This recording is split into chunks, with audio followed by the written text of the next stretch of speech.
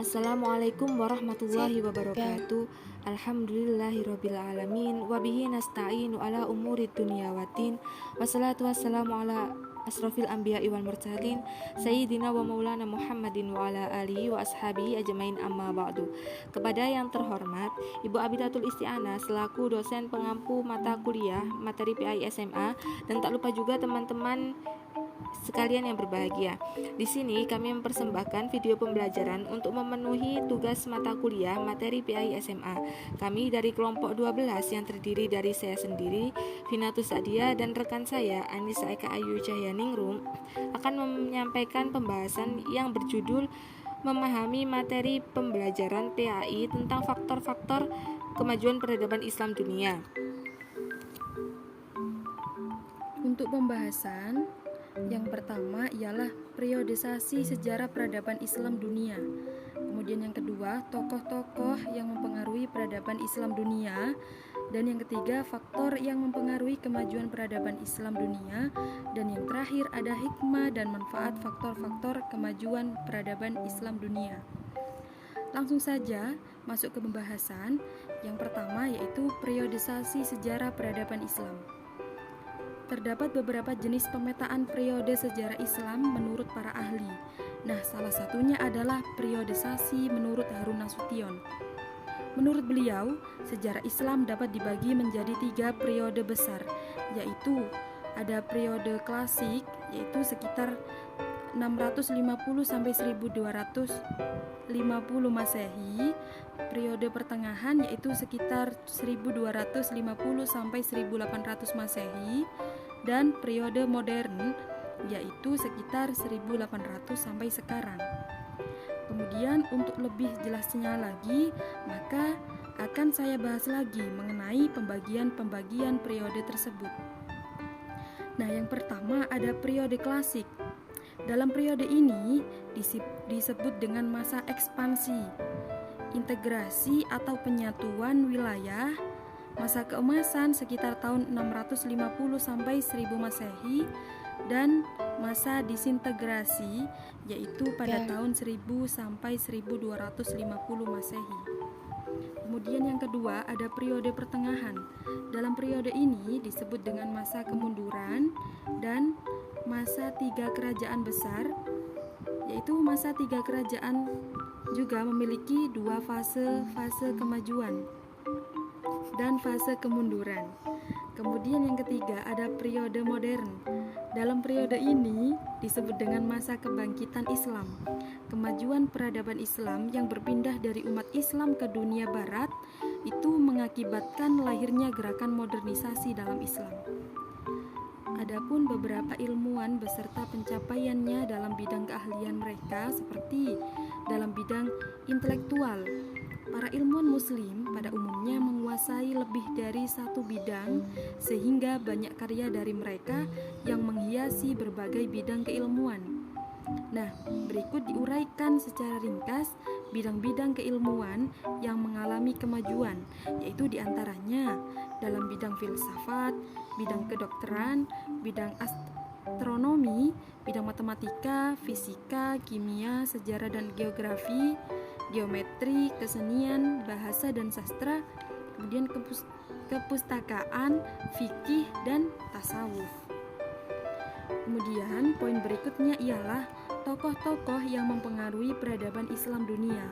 Yang pertama ada Al-Bantani, yaitu beliau dikenal sebagai Al-Batanius, adalah seorang ahli astronomi dan matematikawan dari Arab. Beliau lahir di Harran dekat Urfa, yaitu salah satu pencapaiannya yang terkenal dalam astronomi ada penemuan tahun matahari. Beliau juga menemukan rumus matematika. Kemudian yang kedua ada Ibnu Sina. Ibnu Sina dikenal dengan Avicenna. Di dunia barat, beliau adalah seorang filsuf, ilmuwan dan juga dokter. Ia juga seorang penulis yang produktif. Beliau juga mengarang lebih dari 450 buku pada beberapa bidang, terutama di bidang filsafat dan bidang kedokteran. Dan yang ketiga yaitu ada Ibnu Rushdi. Ibnu Rushdi itu dikenal dengan sebutan Averroes. Ia lahir di Cordova, Spanyol pada tahun 520 Hijriah atau 1126 Masehi. Ia mendalami banyak ilmu seperti di ilmu kedokteran, ilmu hukum, ilmu matematika, dan filsafat. Beliau juga banyak melahirkan karya-karya dalam bidang filsafat, kedokteran, dan fikih dalam bentuk karangan, ulasan, isai, dan resum. Selain kemajuan dalam bidang intelektual, ada juga kemajuan dalam bidang kebudayaan dan seni infrastruktur. Kemudian selanjutnya ada faktor-faktor yang mempengaruhi kemajuan peradaban, asimilasi antara bangsa Arab dengan bangsa-bangsa lain yang lebih dahulu mengalami perkembangan dalam ilmu pengetahuan. Yang kedua, ada kemajemukan dalam pemerintahan dan politik. Yang ketiga, menciptakan stabilitas ekonomi dan politik.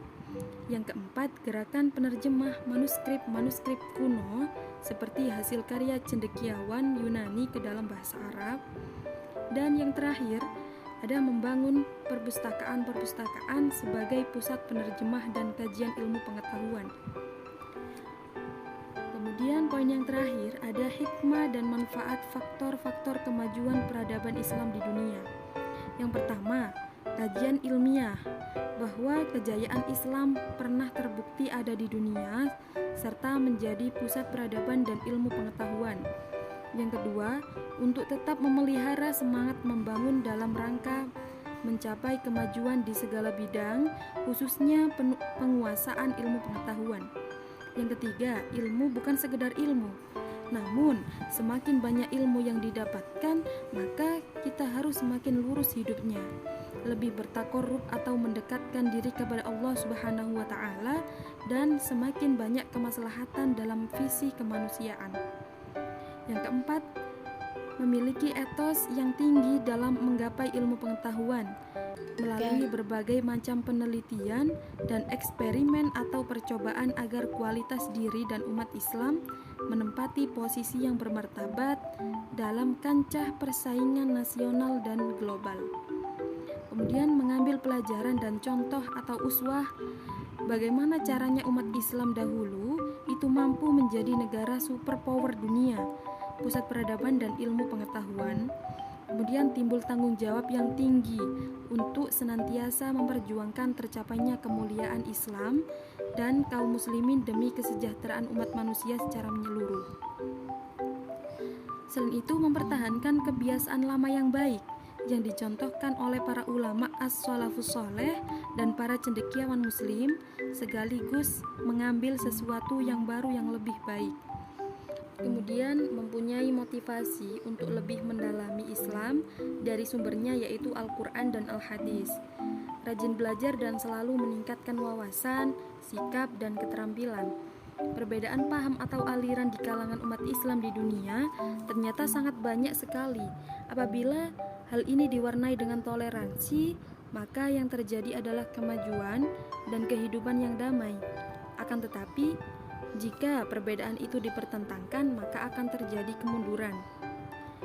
Dan sesungguhnya ajaran Islam itu adalah cinta damai. Apabila pemimpin cinta ilmu dan masyarakat pun gemar belajar, maka akan berdampak baik pada perkembangan dan kemajuan.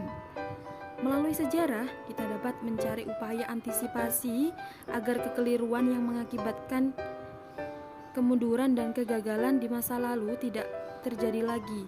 Perselisihan dan ketidakpercayaan terhadap sesama ternyata membawa kemunduran bahkan kehancuran. Nah, pengalaman pelaku sejarah itu dapat dijadikan contoh dan inspirasi dalam berpikir dan bertindak agar kejayaan Islam dapat berkembang tanpa mengenal batas waktu. Kecerdasan itu menyebabkan kemajuan dan rakyat pun hidup makmur. Sikap fanatik dan tidak memanfaatkan akal sedikit pun, maka akan membawa dampak terhadap perkembangan ijtihad. Menggali ilmu pengetahuan untuk membuat hasil karya yang bermanfaat, baik berupa teknologi maupun sistem yang membawa kemajuan negeri dan kesejahteraan rakyat. Hanya dengan kerja keras dan usaha yang maksimal, apa yang kita inginkan maka akan berhasil. Hal ini dapat kita lihat bahwa Islam berkembang dengan baik di berbagai belahan dunia adalah atas usaha yang maksimal umat muslim. Perjuangan yang tak pernah putus asa menjadi motivasi bagi kita dalam beramar ma'ruf nahi munkar. Muslim adalah saudara. Meskipun dari berbagai benua dan negara yang berbeda, persaudaraan itu diikat adanya akidah atau ketuhanan yang satu, yaitu Allah, dan kitab suci yang satu, yaitu Al-Quran. Dan menjadikan perbedaan dalam hal warna kulit, beda bahasa, suku jenis, dan lain sebagainya itu sebagai rahmat. Jadi bukan sebagai jurang pemisah. Nah, dapat memberikan ide dan kreativitas tinggi untuk mengadakan perubahan-perubahan supaya lebih maju dengan cara yang efektif dan efisien. Problem-problem masa lalu dapat menjadi pelajaran dalam bidang yang sama pada masa yang selanjutnya. Kemudian yang terakhir, pelajaran yang dapat kita ambil dari sejarah dapat menjadi pilihan ketika mengambil sikap. Bagi orang yang mengambil jalan sesuai dengan ajaran dan petunjuknya, orang tersebut akan mendapat keselamatan. Sekian presentasi dari kelompok kami, kurang lebihnya mohon maaf. Wassalamualaikum warahmatullahi wabarakatuh.